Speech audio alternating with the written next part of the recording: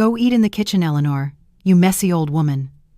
The words, sharp and cold, deliberately pitched to Carrie, sliced through the warm, convivial hum of conversation in the dining room. Sophia, my daughter-in-law, stood framed in the arched doorway connecting the kitchen to the dining area, her posture ramrod straight, her smile a brittle, painted thing fixed on her face like a mask. "I only want my family at the table tonight." My family, not hers, implying shared belonging, not ours, acknowledging my presence, just hers, as if I were an interloper, a servant, a stray cat who had wandered in from the cold. The silence crashed down instantly, heavy, suffocating, sucking the air and the laughter out of the room. 10 pairs of eyes, her parents, her siblings, their spouses, darted towards me where I stood frozen by the sink, then quickly away, finding sudden, intense fascination in their gleaming wine glasses, their perfectly arranged dinner plates, the intricate floral pattern on my grandmother's antique lace tablecloth, my tablecloth, spread carefully for her guests.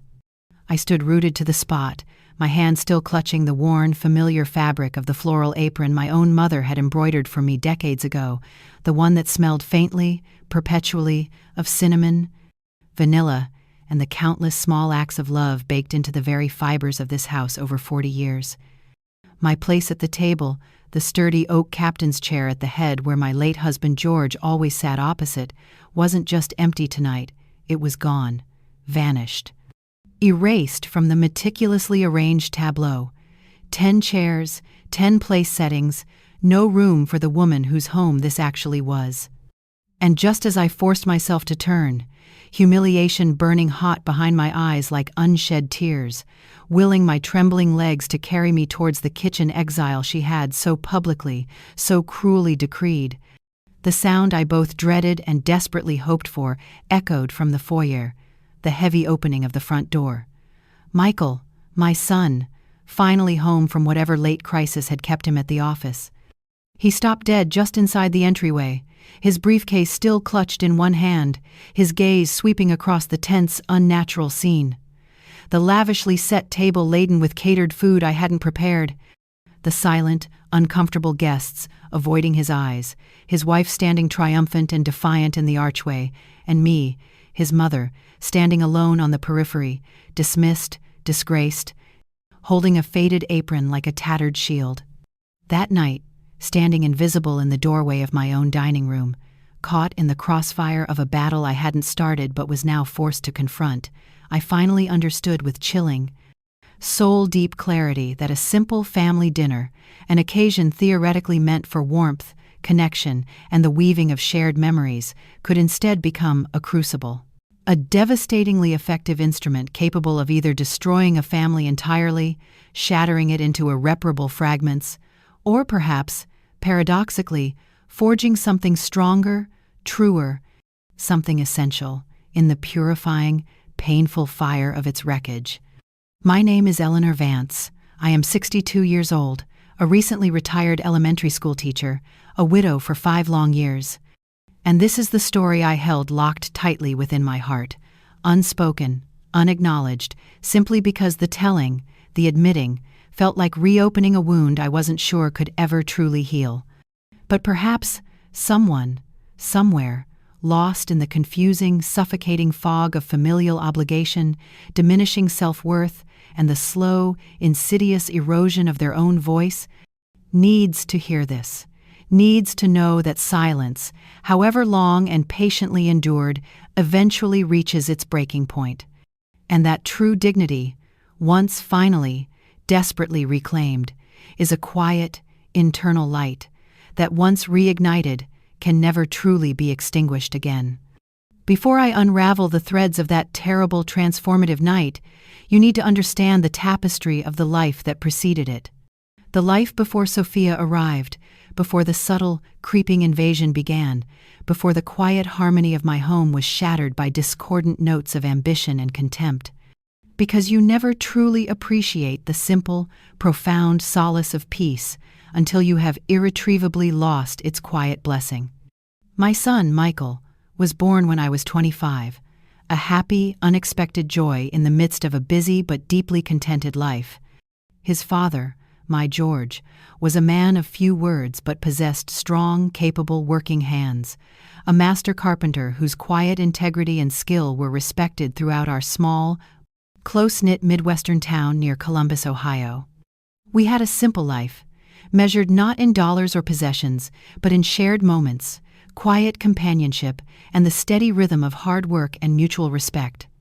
We never had an excess of material things, but we never lacked for anything truly essential, especially the unwavering anchor of love. Every morning, for 40 years, I got up at 5, long before the Ohio sun even thought about peeking over the flat horizon, to prepare the strong, dark roast coffee, the kind George liked to drink steaming hot from his favorite chipped ceramic mug while he sat on the porch swing, reading the local newspaper cover to cover and watching the neighborhood slowly stir to life. Michael, even as a small boy, would often wake to that rich, comforting aroma, padding downstairs in his footed pajamas, drawn by the scent he later claimed was, for him, the enduring smell of home, of safety, of uncomplicated childhood mornings filled with warmth and possibility. I remember vividly when Michael was 7, a skinny, endlessly curious boy with George's thoughtful, deep-set eyes, helping me make buttermilk biscuits on a lazy Saturday morning. He'd insisted on wearing my big floral apron, the very same one I still cherished, rolling up the sleeves with intense, furrow-browed concentration, his small hands quickly becoming coated in a thick, sticky layer of dough. He would laugh, a high, infectious, bubbling giggle, as flour invariably dusted his nose and freckled cheeks. I would laugh with him, my heart swelling with a simple, uncomplicated joy.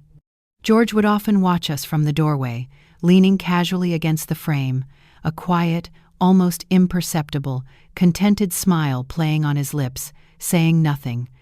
Those small, ordinary, perfectly mundane moments, woven seamlessly into the fabric of our everyday family life, didn't require grand pronouncements or effusive declarations. They were simply perfect in their unassuming simplicity, resonant with unspoken love. When Michael turned 18, just embarking on his freshman year of college with dreams of becoming an engineer, George died. A sudden, massive heart attack suffered while he was meticulously sanding a beautiful oak cradle he was crafting in his workshop for our neighbor's first grandchild.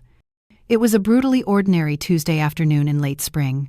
We'd been planting basil together in the small herb garden behind the house just that morning. He'd kissed my cheek, smudging sawdust on my face, told me he loved me, and headed out to his beloved workshop.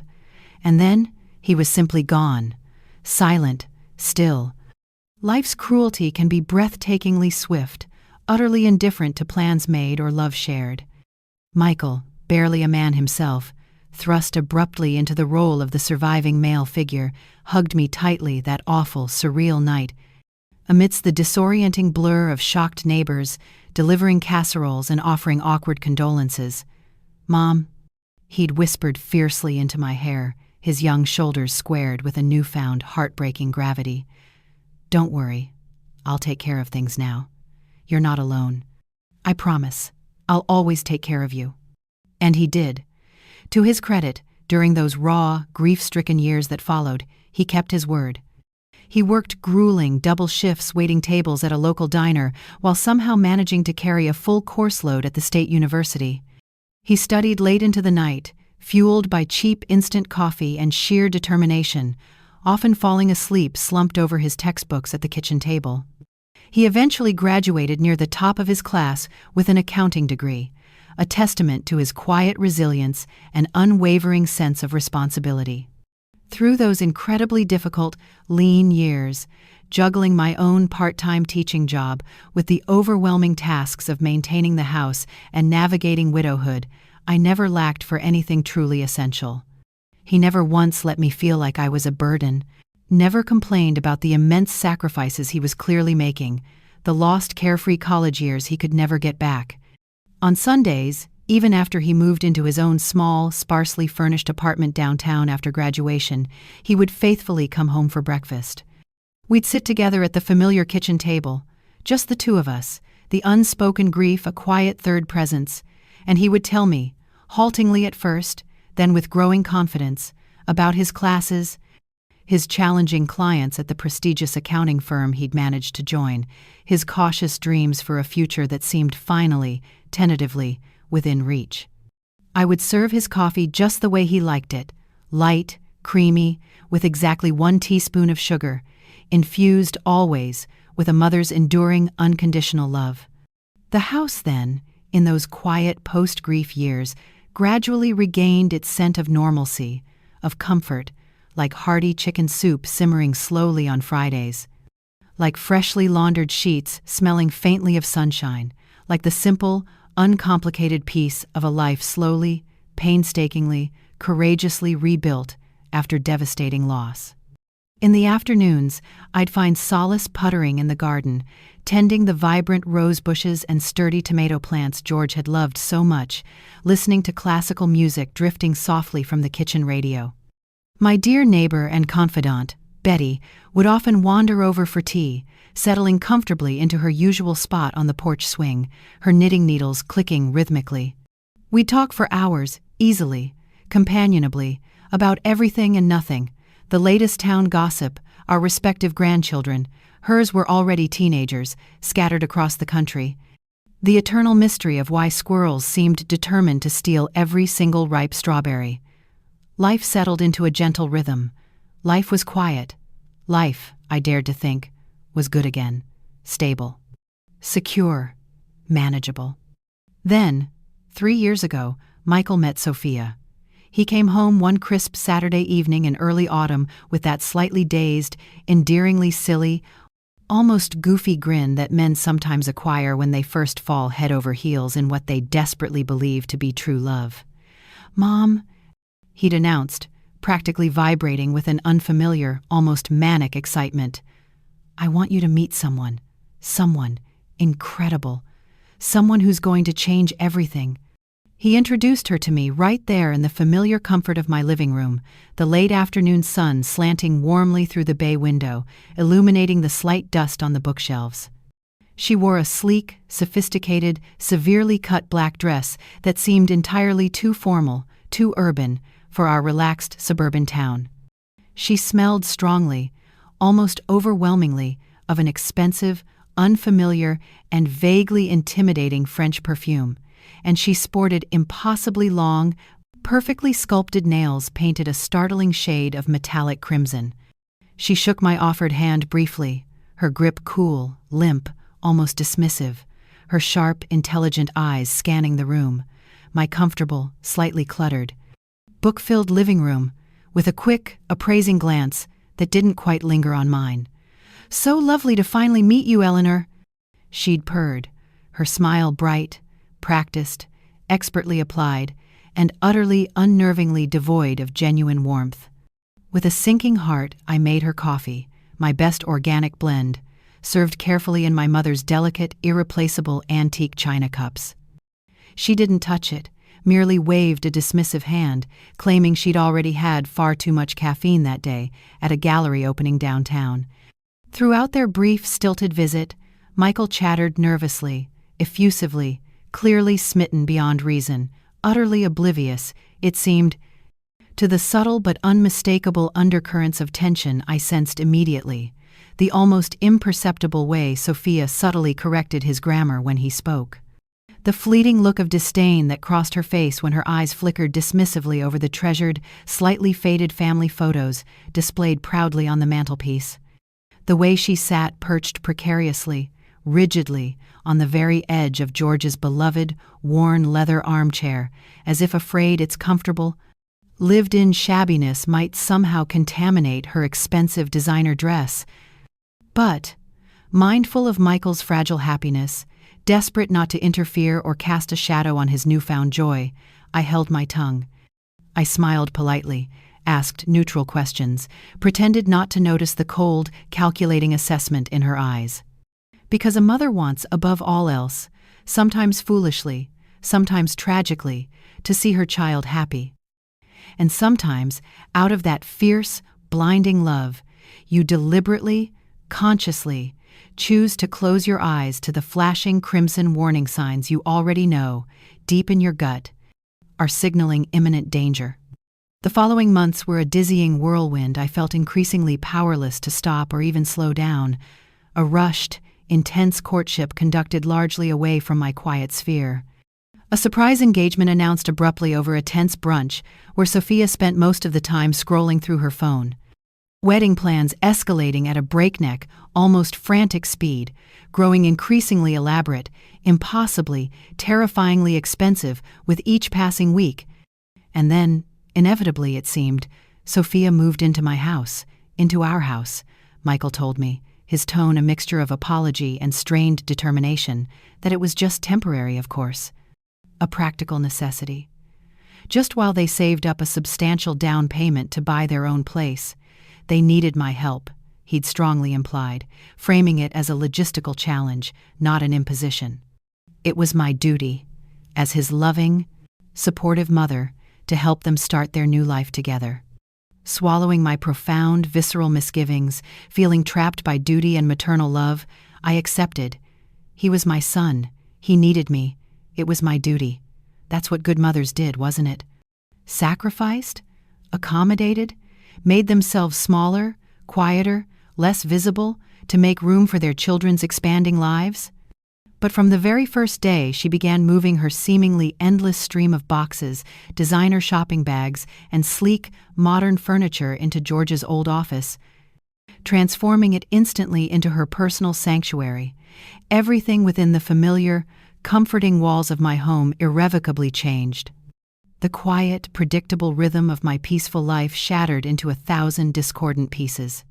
The rich, comforting morning smell of slow-brewed cinnamon coffee, the scent Michael associated with home, was abruptly, permanently replaced by the acrid, slightly plasticky aroma emanating from Sophia's high-tech, single-serve espresso pod machine, which now occupied pride of place on the kitchen counter.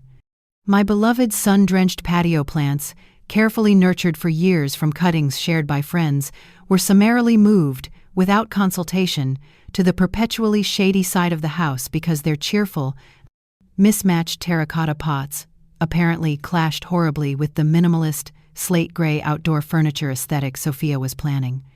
My cherished classical music station on the old kitchen radio, my constant companion during long afternoons of baking or quiet reflection, was permanently switched off, silenced, because Sophia found the melodies depressing and preferred listening to loud, upbeat, relentlessly cheerful pop music playlists streamed at jarring volumes through the expensive wireless speakers David had dutifully installed throughout the house at her request. And my accustomed place at the scarred, familiar oak kitchen table, the spot by the window where I'd read the morning paper and lingered over tea for 30 comfortable years, began to feel smaller, tighter, increasingly crowded out, both physically and metaphorically, by her ever-present laptop, her glossy fashion magazines, her general aura of entitled, expansive occupancy. I kept telling myself, a desperate, hopeful mantra, repeated silently, obsessively, throughout each increasingly tense day. It's just a phase. She's just adjusting to living here. They'll find their own place soon. It's only temporary. Everything will eventually be okay. But things were not okay. Not even remotely close to okay. And that terrible night of the anniversary dinner party, the night she deliberately, publicly banished me from my own table, the night she metaphorically slammed the door shut on any remaining hope of peaceful coexistence. That night, everything I had suppressed, everything I had silently endured, everything I had foolishly denied for the sake of a fragile, illusory peace, finally, irrevocably, catastrophically, exploded. The carefully constructed dam of my patience finally burst. It wasn't just the dinner incident, of course. That was merely the final, unbearable straw. The cracks in the foundation of our forced cohabitation had begun appearing almost immediately after Sophia moved in, growing wider and deeper with each passing week, each subtle act of disrespect, each casual assertion of her dominance within my home. At first, the aggressions were small, almost imperceptible, easily dismissed if one were inclined towards denial, as I admittedly was. So small, in fact, that I constantly questioned my own perception, my own sensitivity. Am I exaggerating? I'd ask myself, scrubbing furiously at a perfectly clean sink. Am I being the difficult, stereotypical mother-in-law, resistant to change, clinging stubbornly to the past? One morning, coming downstairs for breakfast a little later than usual after a restless night, I found the kitchen door physically locked from the inside. A post-it note was stuck to the wood at eye level. Went for an early run. Didn't want to wake you. Back soon. S. Locked out of my own kitchen. Sarah emerged from her bedroom a few minutes later, flushed and glowing from her exercise, wrapped in an expensive silk robe, yawning delicately as if surprised to see me standing there. "Oh, Eleanor," she'd chirped, feigning surprise with practiced ease. "You're up already? I locked the door last night. You must have left some crumbs out on the counter again after your late-night snack. Didn't want to attract ants, you know." "Honestly," she added, sighing dramatically as she unlocked the door, "it's probably just better if I take care of managing the kitchen cleanliness from now on. Less worry for you. You just relax." My kitchen, the heart of my home for 40 years, where I had meticulously washed, dried, and put away every single dish the night before, leaving the counters spotless. But I didn't argue. I didn't confront her transparent lie. David had already left for work an hour earlier, escaping the palpable tension as he increasingly did these days, retreating into the safe, impersonal neutrality of his downtown office. What was the point of arguing when my own son wouldn't back me up? Another day, my dear friend and neighbor of 30 years, Betty, came by for our usual Thursday afternoon tea, a ritual we had maintained religiously since our husbands passed. She knocked on the front door, her familiar, cheerful, 3-tap rhythm. I was upstairs in my room, resting my eyes for just a few minutes, feeling drained by the constant low-level stress of sharing my space with Sophia. I heard Sarah open the door downstairs, heard Betty's warm, booming greeting, then Sarah's voice, cool, smooth, dismissive. "Oh, Betty, how nice of you to stop by. Eleanor? No, I'm terribly afraid she can't see you today. She's resting, not feeling quite herself this afternoon. You know how it is. Perhaps try another day?" And then, before Betty could even reply, the distinct, final sound of the front door closing firmly. Betty, bless her loyal, understanding heart, never came back for Thursday tea after that. She'd wave sadly, sympathetically, from her own porch across the street when she saw me puttering in the garden, but the easy companionship, the shared cups of strong tea and quiet, life-affirming confidences built over decades had been effectively severed by Sarah's casual, calculated cruelty. Isolation was clearly part of her strategy. My beloved garden plants, the ones lining the back patio, carefully nurtured for years from cuttings shared by friends and neighbors, the ones Michael had helped me plant and tend with such gentle care.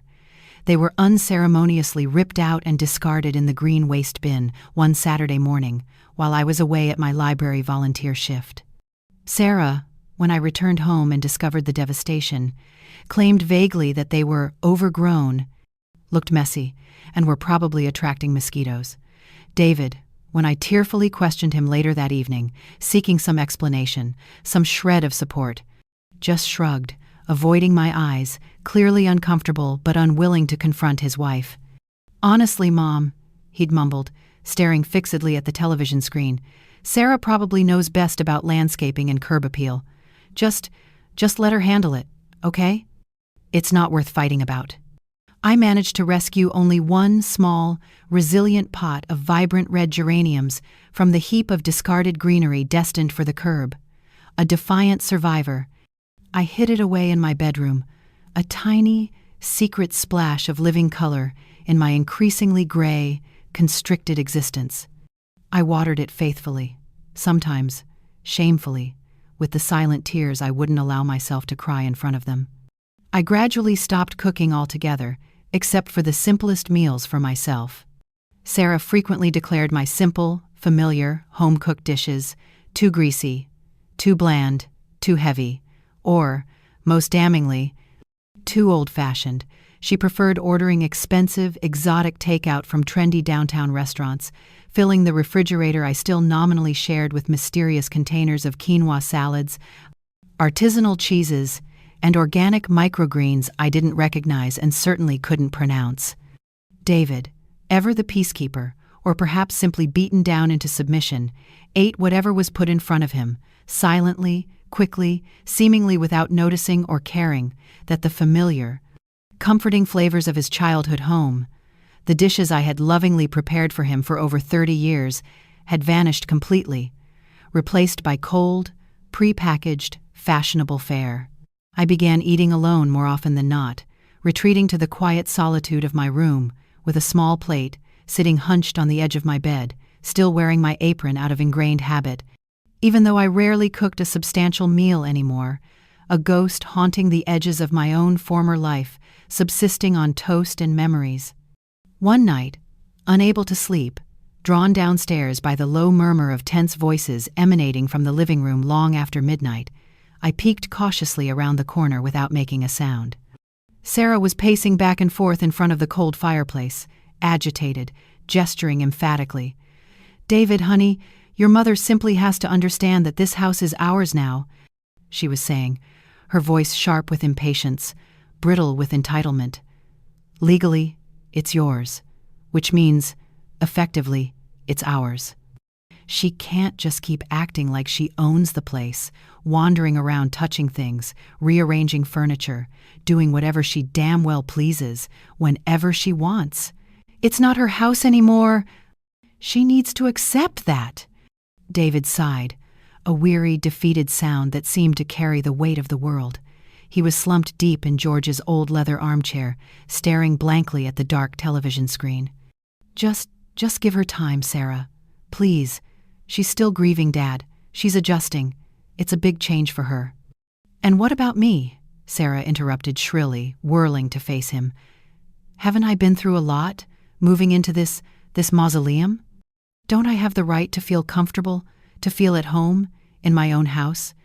Without her constantly hovering, judging every little thing I do, criticizing my decorating choices, making those pathetic little martyr sighs every time I order takeout." There was a heavy, suffocating silence. Then David's voice, tired, resigned, utterly lacking in conviction. Okay, Sarah. You're right. I'll talk to her. Soon, I promise." But he never did. He never found the courage, or perhaps never truly possessed the conviction, to have that necessary, painful conversation. He simply continued to retreat, to placate, to avoid. Instead, I was the one who retreated further. I started leaving my room only when absolutely necessary, tiptoeing through the hallways of my own home like a frightened intruder.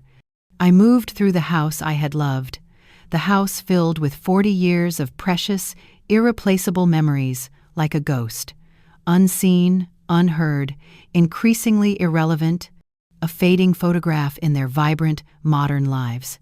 Sometimes Sarah would pass me in the hall and offer that bright, brittle, terrifyingly vacant smile, but it wasn't a kind smile.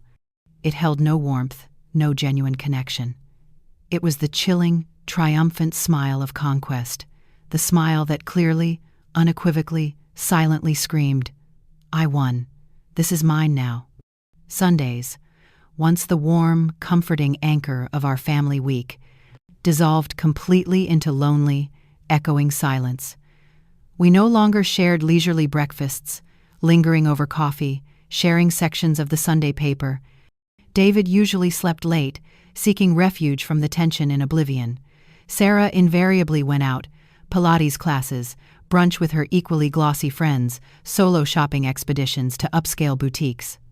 I remained sequestered in my room upstairs, staring out the window at the quiet, indifferent street, clutching my worn floral apron, remembering with an almost physical, visceral ache the long-ago days when this house smelled richly of cinnamon rolls and freshly brewed coffee on Sunday mornings, not of expensive French perfume and simmering, unspoken resentment.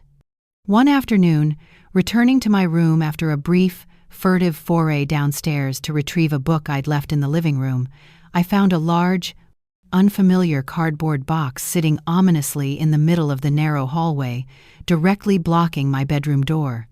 Hesitantly, heart pounding with a nameless dread, I peered inside. It was filled, haphazardly, carelessly tossed together like discarded rubbish, with my most cherished, most personal, most irreplaceable belongings.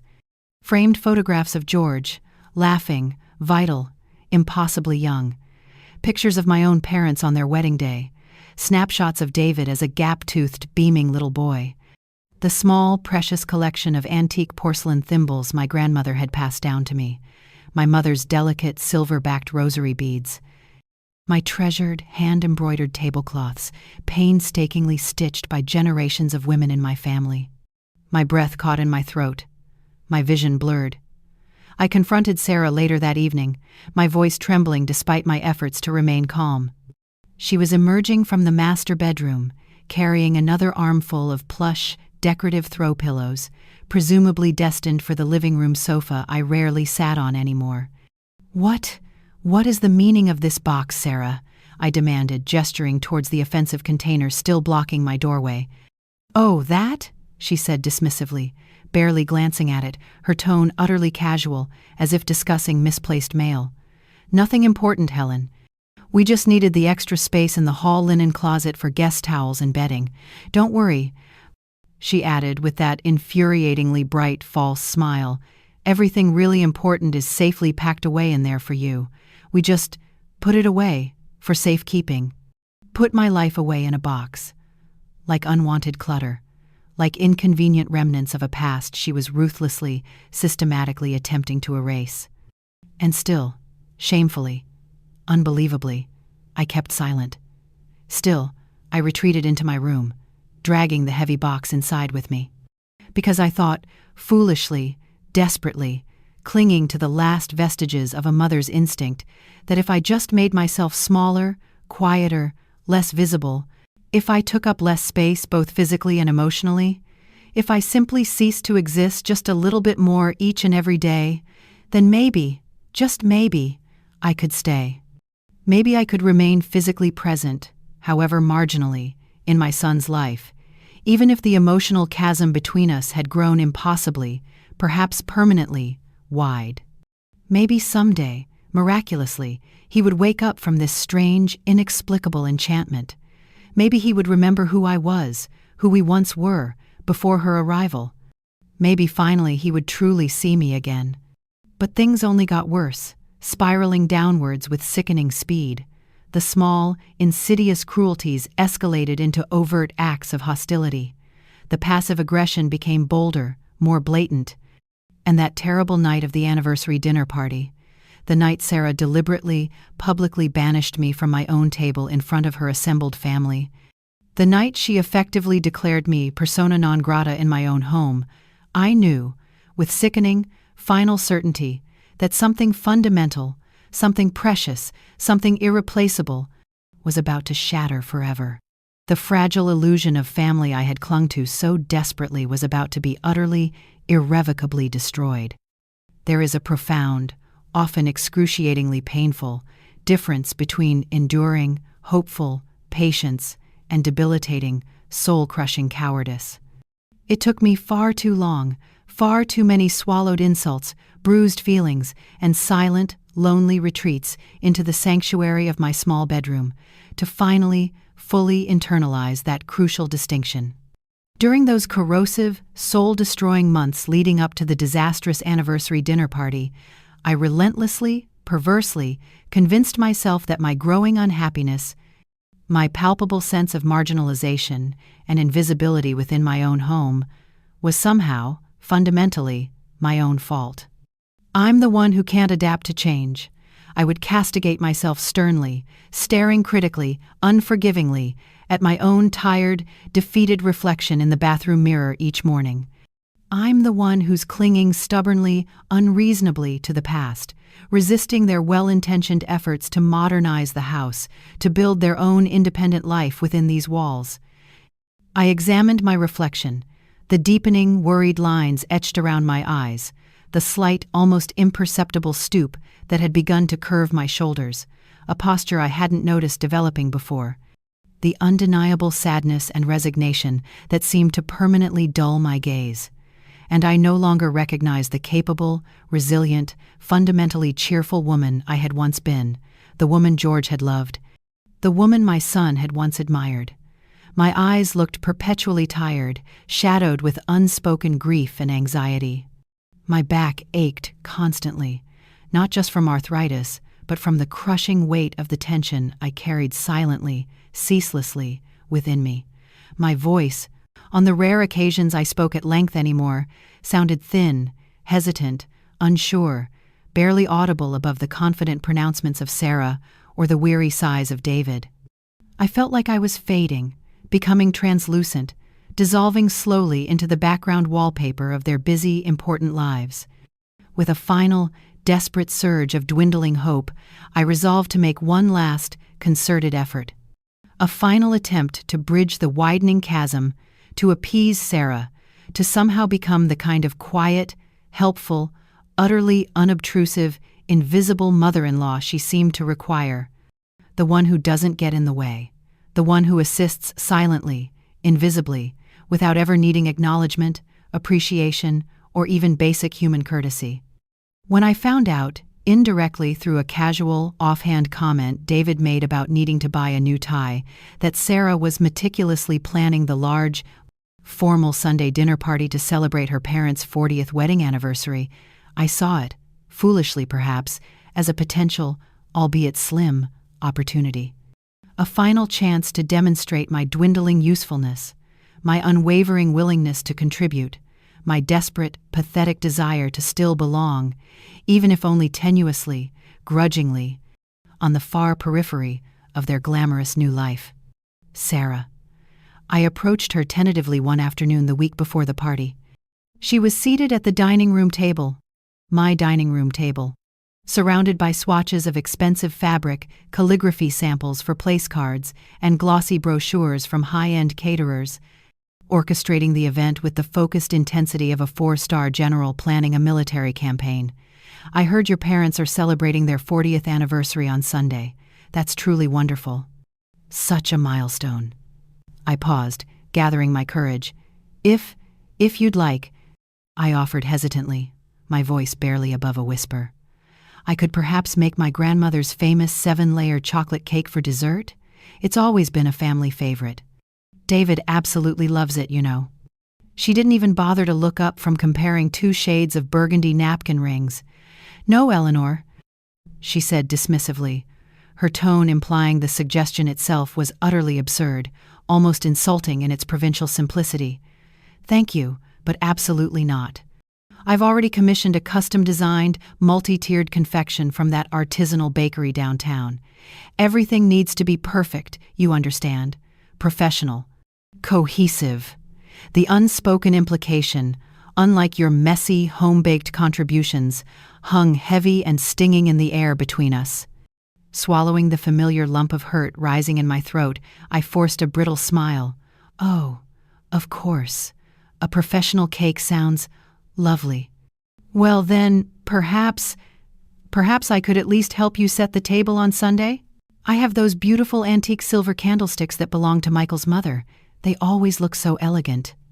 Honestly, Eleanor, don't worry your head about it, she interrupted smoothly, finally glancing up from her swatches, her smile bright, sharp, and utterly devoid of genuine warmth or gratitude.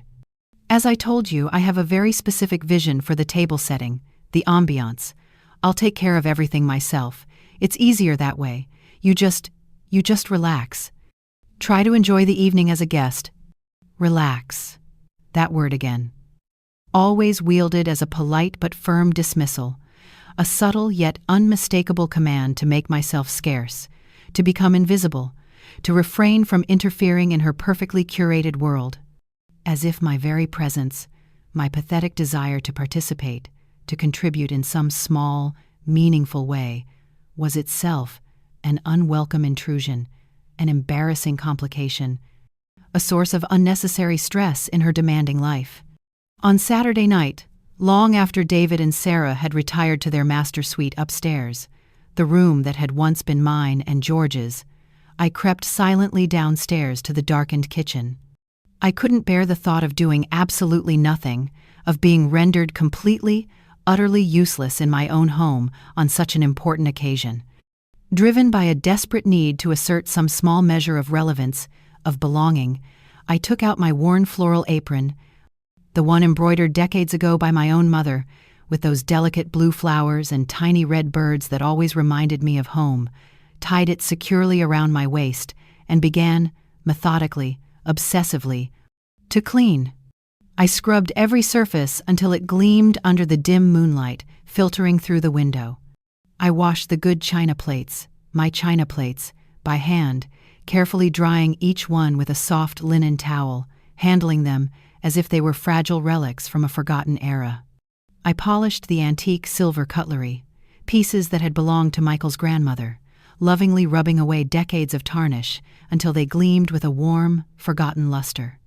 I even found a few surviving stems of humble zinnias and marigolds stubbornly blooming in a neglected corner of the back garden, flowers Sarah hadn't yet managed to eradicate, and arranged them simply, unpretentiously, in small, clean jam jars, placing them strategically around the kitchen and dining room. I wanted everything to be perfect. Not for her, not anymore. My naive hope of earning her approval had finally withered and died. But for me, I wanted, perhaps foolishly, perhaps defiantly, for Sarah to walk into the kitchen the next morning and see, undeniably, that I could still be useful, that I did still possess skills and standards, that I deserved a place, however small, however contested, in the basic functioning of this house, this family, that I was not yet ready to be completely erased. When I finally finished, creeping silently back upstairs just as the first faint, gray hint of dawn began to touch the eastern sky, it was nearly 4 o'clock in the morning. I collapsed into bed, physically exhausted but strangely, perversely satisfied. I sat for a moment in the quiet, pristine kitchen, nursing a cup of lukewarm, leftover tea from the night before, looking at my meticulous handiwork in the soft, forgiving morning light. Everything shined. Everything smelled clean, welcoming, of lemon polish, beeswax, and perhaps, just faintly, of hope. I felt, just for a fleeting, fragile moment, that I had perhaps managed to reclaim a tiny, precious, essential piece of my lost home, my lost self. On Sunday afternoon, just hours before the guests were due to arrive, Sarah swept into the kitchen, already dressed impeccably for the party in her wine-colored cashmere, radiating restless, nervous energy. She took one look at the sparkling surfaces, the gleaming silver laid out neatly on a towel, the simple, cheerful jam jars filled with my humble garden flowers, and her brow furrowed instantly, deeply, in annoyance. "Did you," she demanded, her voice sharp, accusatory, stripping away any pretense of politeness, "do all this cleaning? Did you touch the silver?" I nodded hesitantly, bracing myself, still clinging to a last, irrational shred of hope for a word of appreciation, a flicker of grudging acknowledgement. "Eleanor, I specifically asked you," she snapped, her voice tight with barely suppressed irritation, "to rest. I told you I didn't need your help, honestly." She threw her hands up in exasperation, pacing the length of the kitchen. "Now I have to redo everything. You've probably put things in the wrong place. And these weeds." She gestured dismissively towards the jam jars filled with my cheerful zinnias and marigolds. "They look utterly pathetic. They completely ruin the aesthetic I was going for."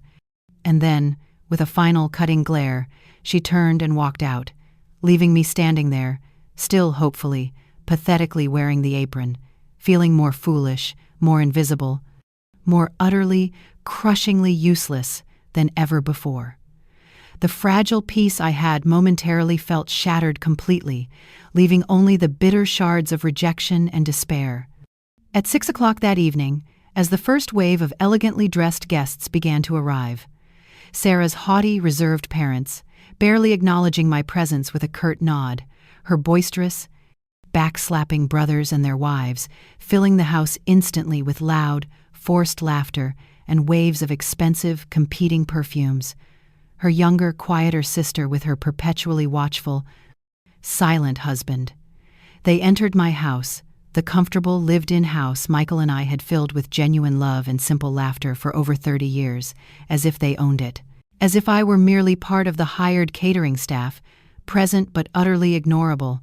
No one greeted me warmly. No one asked how I was feeling. No one, it seemed, even truly registered my awkward, hovering presence near the staircase, clutching a forgotten dish towel.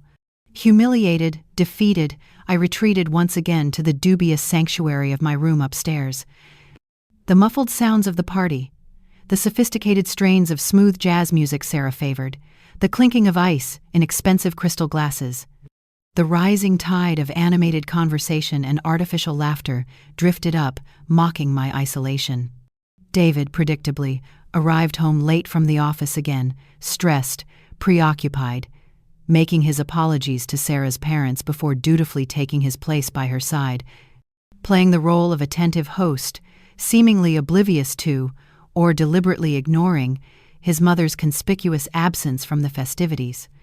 I looked out my bedroom window just before 8 o'clock, drawn by the sounds of dinner being served downstairs.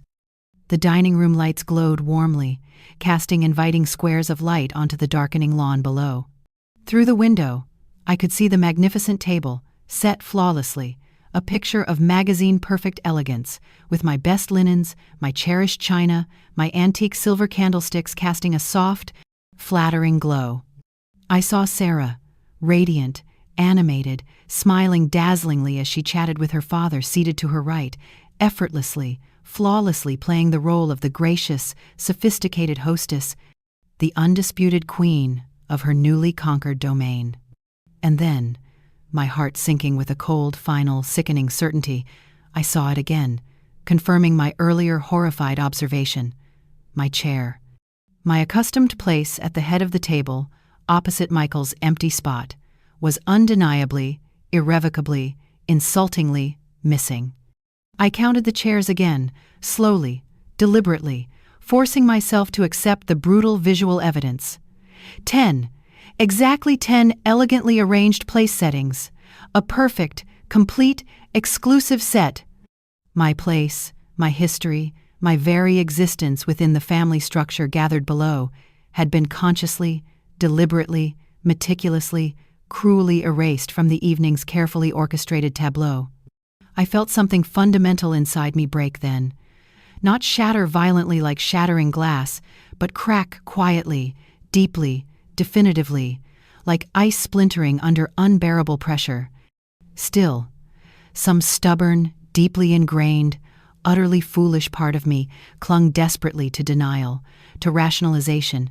Maybe they just forgot in the frantic rush of preparation.